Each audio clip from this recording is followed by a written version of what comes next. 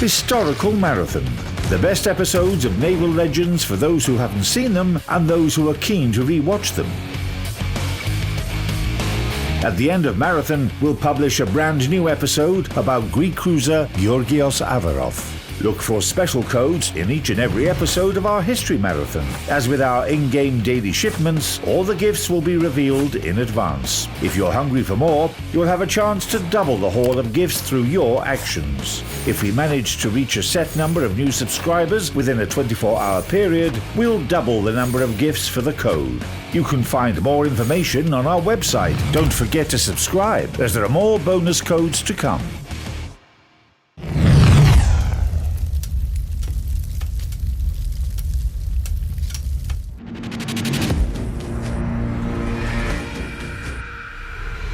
Welcome aboard the Uss Cod in Cleveland, Ohio. She's one of 77 Gatos built. This is SS-224.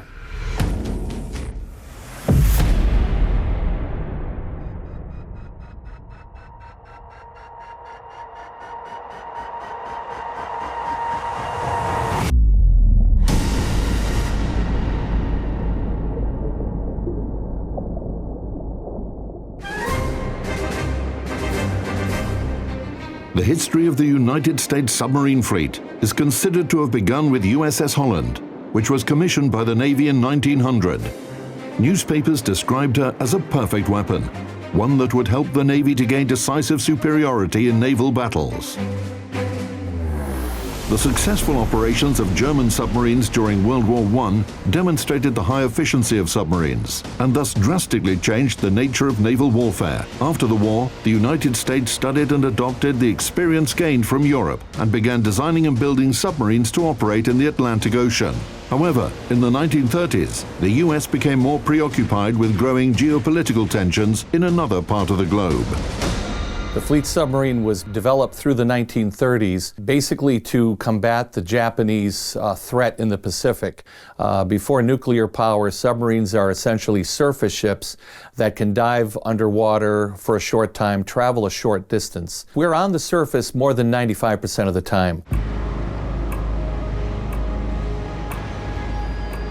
Well, the American fleet submarine early in the war is a slow diving boat. Eventually, with a well-trained crew, the fleet submarine can get under completely in about 35 seconds.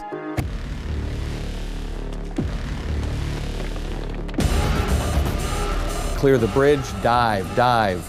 The diving klaxon is fired twice. The lookouts are dropping through the hatches. Take positions here in the control room at the bow and stern planes. Using these controls, the boat will take a 7 or 8 degree down angle as the air vents at the tops of the ballast tanks are opened hydraulically. The air rushes out, the water, of course, rushes in the flood ports on the bottom, and down we go. Specifications of USS Cod. Length, more than 95 meters. Beam, 8.3 meters. Mean draft, 5.3 meters. Displacement submerged, 2,424 tons. In terms of her construction, this sub belongs to the double hull type, except for the aft end, which had a single hull design. Maximum diameter of the pressure hull, almost 5 meters. The submarine is divided into 8 compartments. First, forward torpedo room. Second, forward battery room. Third, control room with conning tower on top of it. Fourth, aft battery room. Fifth and sixth, engine rooms. Seventh, electromechanical room. Eighth, aft torpedo room. The Gatos are the last of what are called the thin-skin fleet boats. Our pressure hull is 9/16 inch thick mild steel. For her primary power plant, Cod used 4 General Electric diesel engines with a total power output of 6,400 horsepower. The American fleet submarine during World War II was incredibly loud. The diesels, of course, they're called rock crushers for a reason. So on the surface, they're very loud.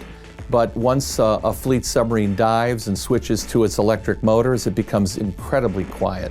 For her propulsion, the submarine used 4 electric engines manufactured by General Electric with an output of 2,740 horsepower. On the surface, electric motors were supplied by diesel generators. When submerged, they were powered by 2 sets of accumulator batteries, each comprising 126 elements. The batteries were charged by the same diesel generators when the sub was on the surface. Maximum speed, 21 knots surfaced, 9 knots submerged. Range when surfaced, 11,000 nautical miles at 10 knots. Endurance, 75 days. Operational depth, 90 meters. But you can go deeper.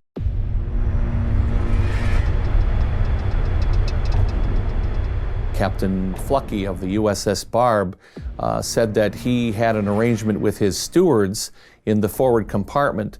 They would let him know when the deck plates were buckling.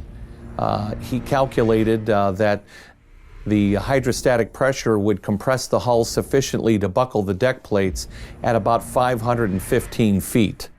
Not all captains were as confident as he was in the engineering of the fleet boat.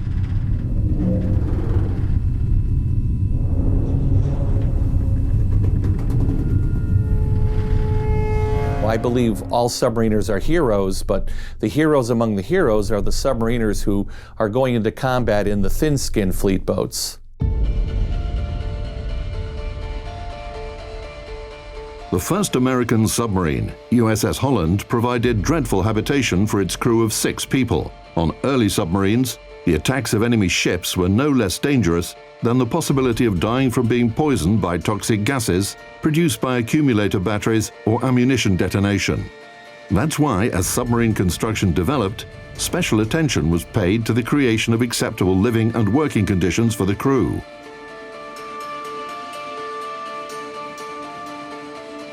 Only, of course, as long as it didn't have a negative impact on the combat capabilities of the boat, which were defined by its purpose.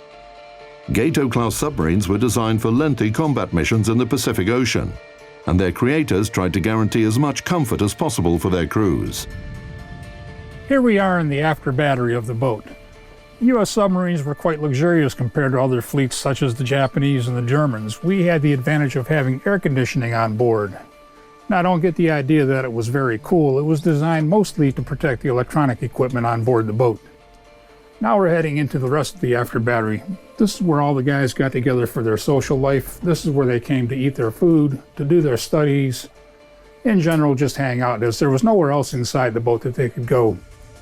Often they would show movies in here, and you have to consider this was quite cramped. As you can see, there's only room for 24 guys at a time. With 97 guys on board to feed, there was quite a turnover in guys at the tables here. Initially, each sailor on Cod had his own place to sleep, but with the introduction of new equipment and armament, the number of people on board increased. This resulted in additional berths being arranged over racks of spare torpedoes in the forward and aft torpedo rooms. War has some strange stories. The Cod's second skipper, Caddy Atkins, was a very dedicated skipper. He wanted to make sure that the Cod got as many sinkings as possible. And to make sure that he was ready for action, he had the crew put a mattress up in the conning tower beside the periscopes. And he would sleep up there at night so that if they encountered any Japanese ships, he could immediately get up and spring into action and go into the attack. Well, one night, while he was up there asleep, we picked up a 3-ship convoy, and he immediately got up and went into the attack. And somewhere along the process of him calling out ranges and bearings through the periscope, the rest of the tracking party realized that he's up there naked. Well, because it was in the tropics, and even though we had air conditioning, nobody ever got chilly, he decided to sleep without any clothes. So someone suggested that perhaps it would be decorum for him to put something on. And so they called down, and the steward's mates brought up a pair of striped pajamas for him to put on.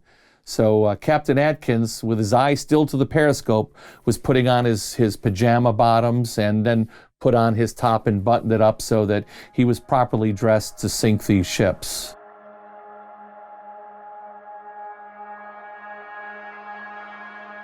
Now, no one thought anything of that until 1998, when the Cod crew held their very first reunion here in Cleveland.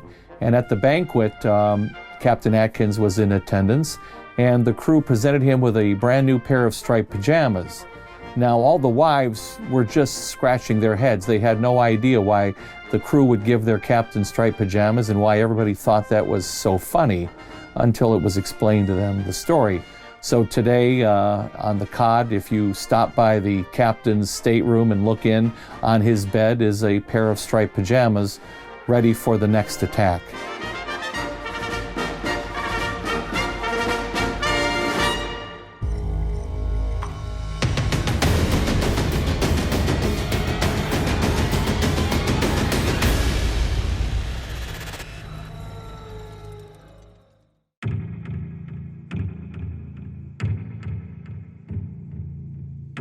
Here we are in the forward engine room. As you can see behind me, there are the distilling plants, each capable of up to 1,000 gallons of fresh water a day. Very hot in this compartment. The guys would dry their clothes. It could get up to 120 degrees.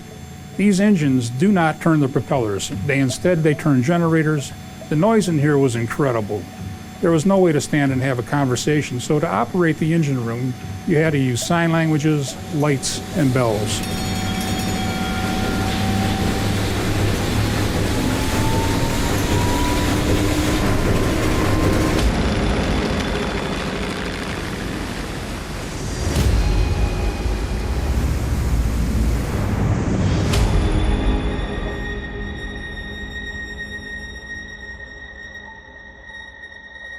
And when the enemy was searching for you with sonar pings, then of course everyone just became very quiet.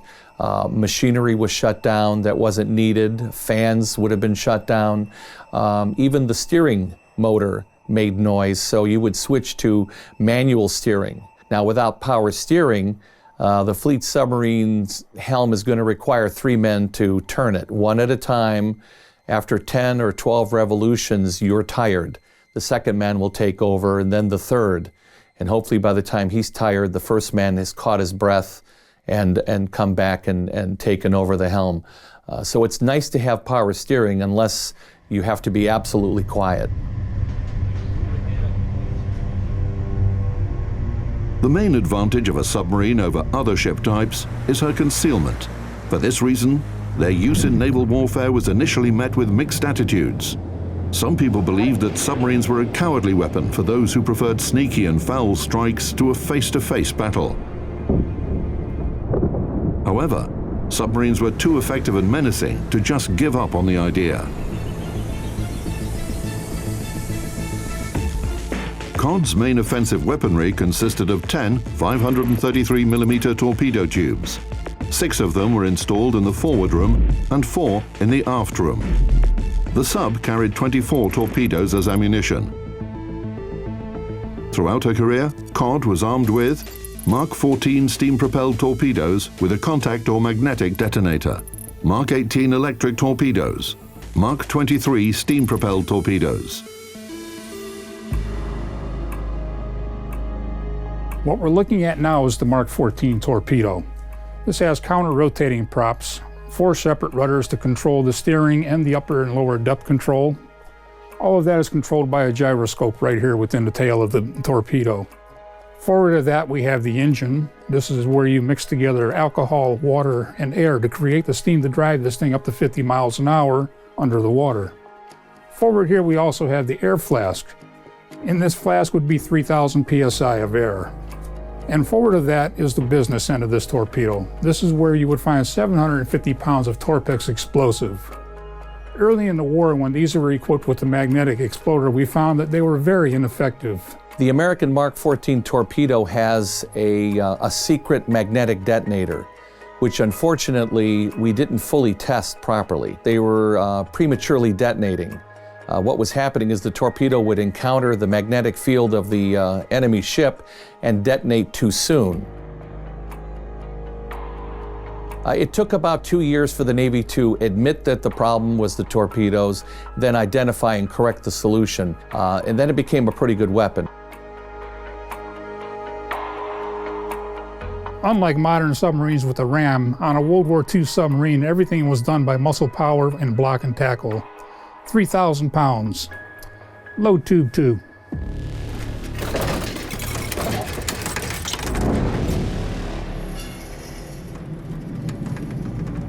Another downside of Mark 14 torpedoes came as a result of their propulsion method. The steam-gas mixture actuating the turbine was ejected outside, and the torpedoes left a clear bubble trail as they propelled forward. When the bubble trail began to be identified as a tactical disadvantage, I mean, the enemy could locate the position of the submarine by running down its bubble trail from the torpedo wakes, we introduced an electric torpedo, basically a copy of the German electric torpedo. But the Mark 18 electric torpedoes could be dangerous.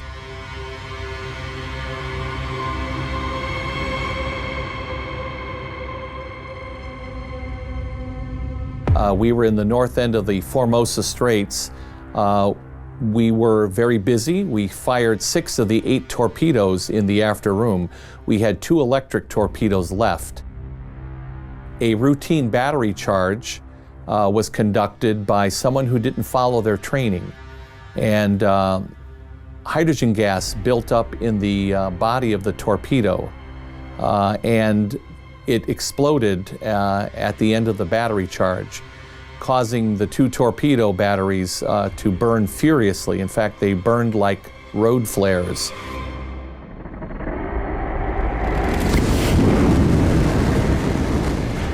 The crew were able to extinguish one of the burning torpedoes, but the after torpedo room was filling with dense black smoke. They had to abandon the compartment temporarily because the smoke masks they were using began to clog from the heavy particulates of the burning torpedo battery case.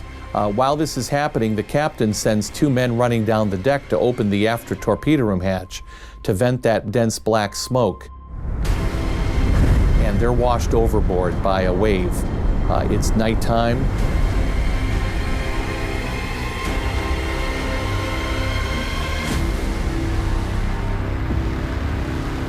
Meanwhile, back down in the room, a separate group of crewmen have re-entered the compartment wearing self-contained breathing packs. Their job is to put the torpedo fully into the tube. While they're working in completely black smoke, they can't see anything, they have to work by sense of touch. They realize that the Torpex explosives in the warhead have already begun to melt.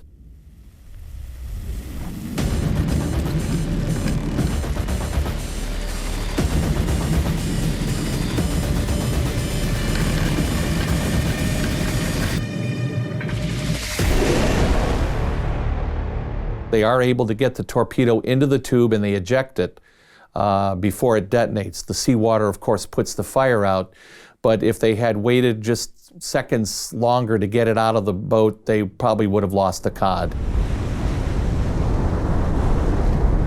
So meanwhile, the men in the water, they have their own problem. One of the 2 sailors can't swim. And of course, while the crew gets the boat saved, the captain orders everyone not on duty to come topside, bring a flashlight to help find the men in the water. And the men coming topside realize the boat is lit up like a Christmas tree.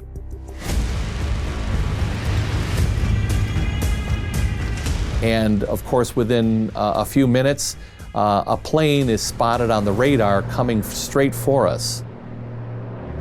Now, luckily, it turns out to be an American plane, but the captain contacts the pilot only seconds before the pilot drops bombs on us.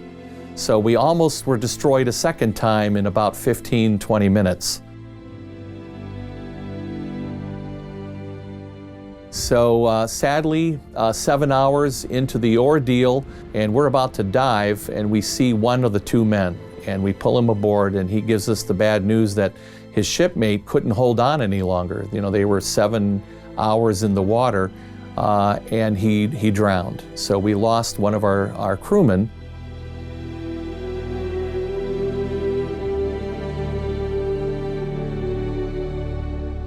But that's life on a submarine in World War II. You know, you have weeks of boredom punctuated by moments of sheer terror.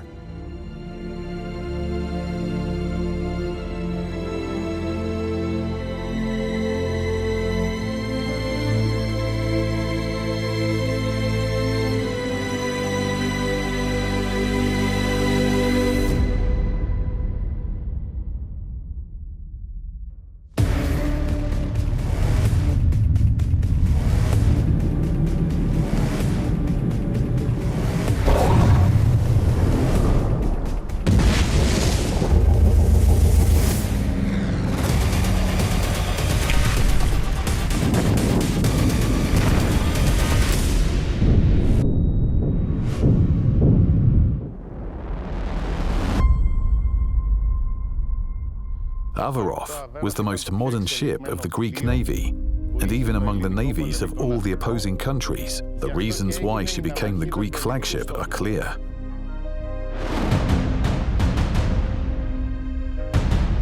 As was common with a lot of fleets at the time, the relationship between officers and enlisted was not always idyllic. The cup of patience overflowed, however, when for lunch the crew were served this.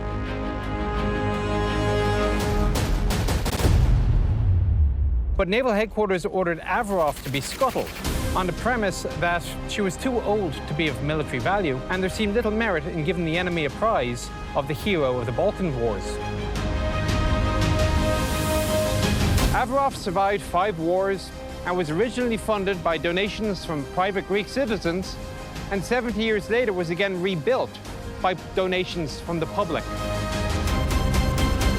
Welcome to Athens.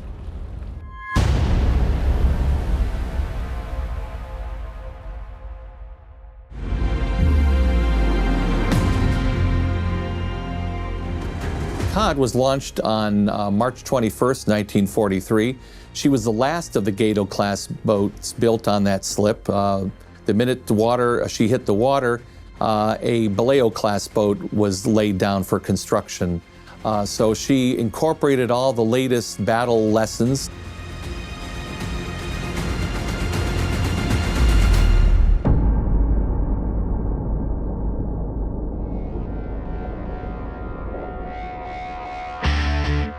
Cod arrived at the Pacific Theatre of War in the autumn of 1943, when the battles for Bougainville Island and New Guinea were in full swing. The Allies were pushing the Japanese forces back, seeking to approach the Philippines. In turn, the Japanese were trying to provide their garrisons with necessary supplies and send transport convoys to the besieged islands. This is the Mark 40 5-inch 25 deck gun, common to U.S. submarines in World War II. These were very desired by the captains by the end of the war. Early on, they had a 4-inch gun, which was not as effective, very difficult to work with. These were a great upgrade because towards the end of the war, we had smaller ships, and these subs actually became gunboats, which meant they came to the surface to use their deck guns rather than torpedoes. The nice thing about the 5-inch gun was you didn't have to wait for everything to get drained out. You just load the shells and start to shoot.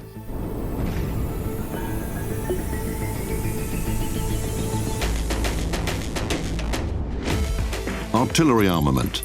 Mark 40 gun mount. Caliber 127 mm. Range 13,000 meters. Rate of fire up to 20 shots per minute. 2 40mm Bofors anti-aircraft guns. Browning M2 machine gun, caliber 12.7 mm. The American fleet submarine carries at least 200 rounds of main caliber ammunition and 400 rounds of 40mm and thousands of rounds of 50 caliber machine gun ammunition. So they're floating arsenals.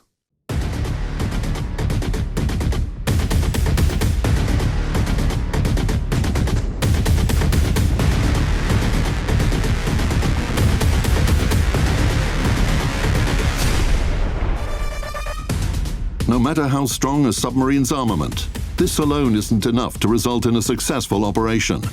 It's important to have all the necessary means to detect your enemy on board, and these should be as diverse as the sub's armament.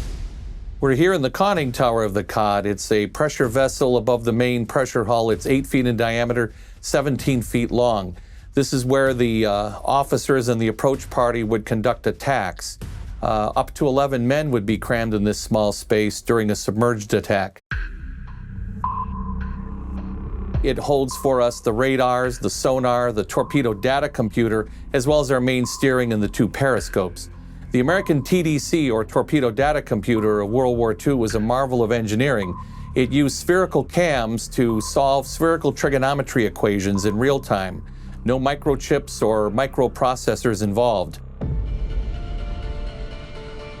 Firing torpedoes while submerged presents quite a complex problem involving multiple variables. Imagine that you need to hit a swinging log with a billiard cue while standing on roller skates at a distance of 30 meters. You're allowed to look at your target only 2 or 3 times with one eye. To solve this issue and make firing torpedoes easier, different countries developed computing instruments. In World War II, the United States achieved the most significant progress in this area. American machine here, the TDC, takes time out of the equation. So the minute you have the correct solution light, if your data is good, the torpedoes will meet the target in time and space. So the Germans and the Japanese and the British, their machines are saying shoot now. If you shoot too soon or wait too long, your torpedo is going to miss.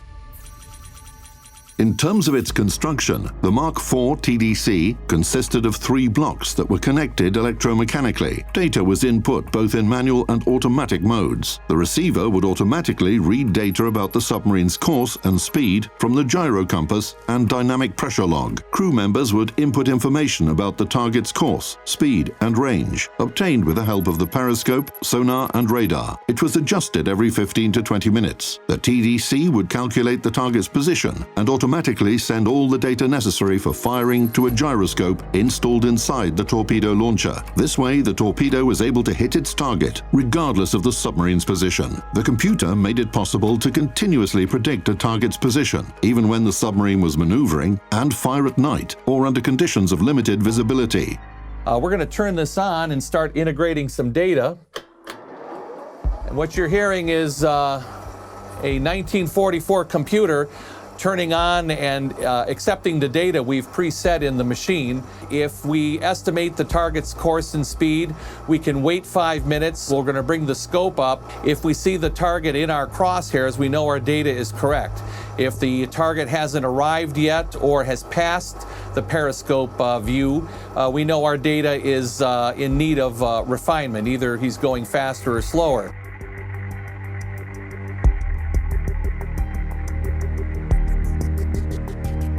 And now let's start firing fish that we have the correct solution. We have our 2 firing boxes right here with the actual firing buttons for the forward tubes and the after tubes. Captain will say, standby 2, so we'll turn tube 2 to standby. The spindle's engage light comes on. This tells us that the mechanical programmer is now communicating with the torpedo while it's in the tube.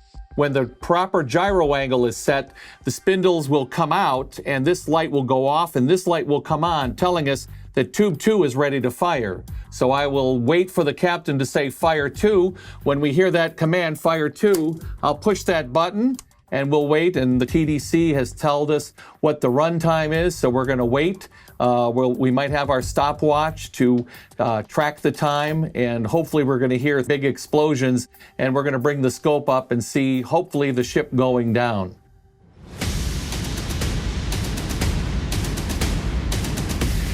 More sophisticated means of detection and torpedo fire control, combined with their enemy's weak anti-submarine defenses, paid off.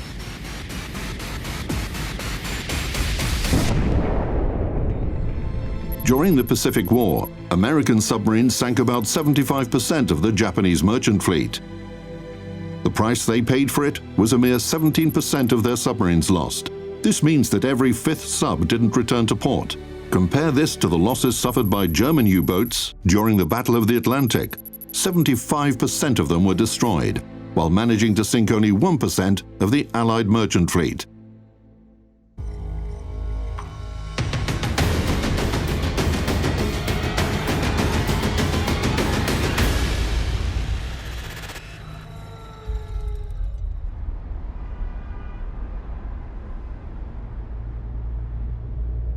The Gato-class subs were in the thick of the fight early on. Again, being the largest and most capable boats at the time, were given the most difficult missions.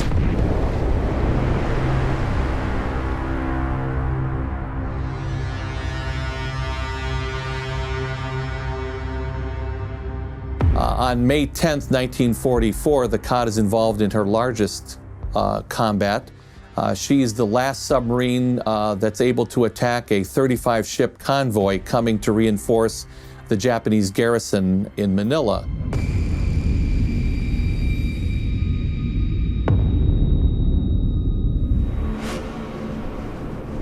Throughout the night, the sub pursued the convoy, trying to pass its anti-submarine defense ships undetected.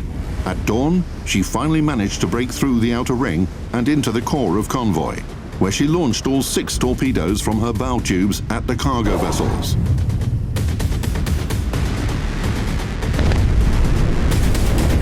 The sonar man hears some high-speed screws behind us. The captain turns his periscope aft and sees the Japanese destroyer Karukaya just 300 yards behind us, cutting across our stern, and he flips the periscope into high magnification and realizes there are crewmen on the bridge pointing at his periscope. And so he quickly fires 3 torpedoes from the stern tubes. 2 of them catch the Karukaya in amidships and break it in half. But it was too early to celebrate victory. A Japanese hydroplane dropped a smoke buoy right next to their periscope, and the sub had to submerge. The boat headed away from the attack area at maximum speed. We clear the area very quickly, but the firing point is saturated with 100 depth charges within a few minutes. They're going off like strings of firecrackers. The ships are so close to the harbor that they're able to proceed into the harbor safely, and all of the escort destroyers come out to kill the Cod. Cod's captain reduced speed to a noiseless level, 2 to 3 knots, and managed to evade sonar detection.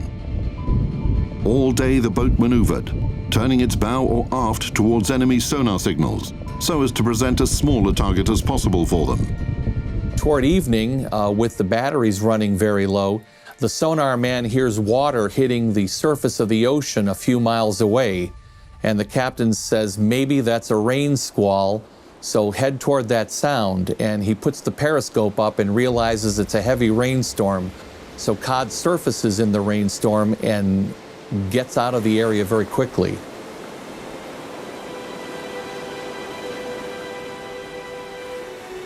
So that's a typical attack for an American submarine.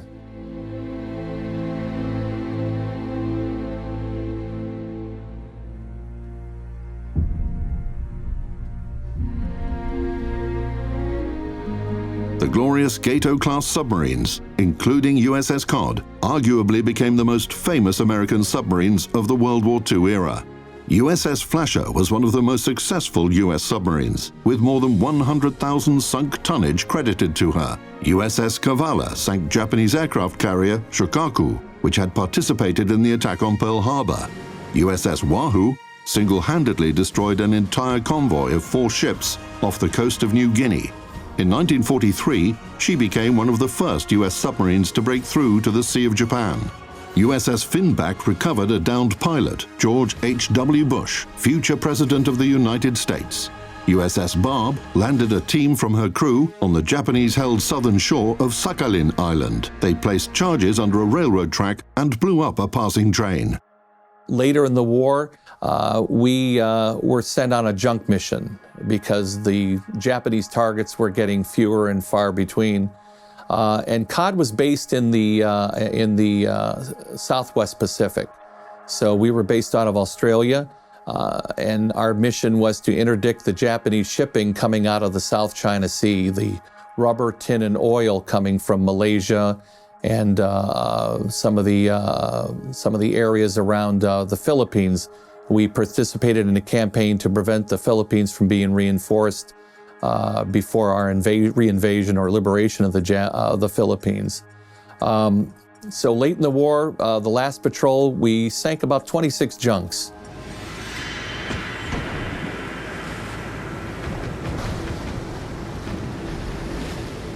But we're also very proud of the fact that on our final last war patrol, while we're sinking the junks, we were sent to rescue the crew of the Dutch submarine O-19. The Dutch had a very small but very effective force of submarines fighting with the Allies. Sadly, the Dutch sub O-19 ran up on a coral reef in the middle of the night, and the Cod, unable to free her, had to take the 55 Dutch crewmen aboard for 3 days, destroy the Dutch submarine, and put them ashore in the Philippines, which had just been liberated. The Cod returned to her home base at the end of the month, The Dutch were waiting for the Cod crew, and they said, tomorrow night we have a thank you party for saving our lives.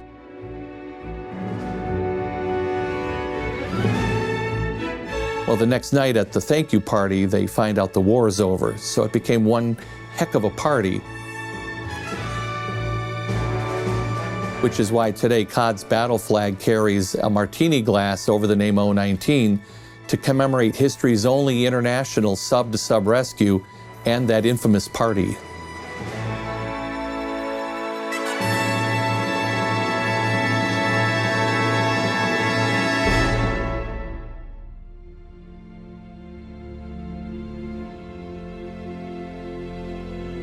On the last day of summer in 1945, Cod set a course for home. After an overhaul, the submarine was sent to the reserve, but in 1951 she was recommissioned. Cod served in the Caribbean and around South America for the next 3 years.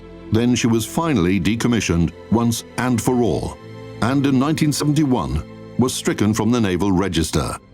5 years later, residents of Cleveland, not indifferent to the submarine's faithful service, took care of her and turned her into a museum. In 1986, USS Cod became a national historic landmark.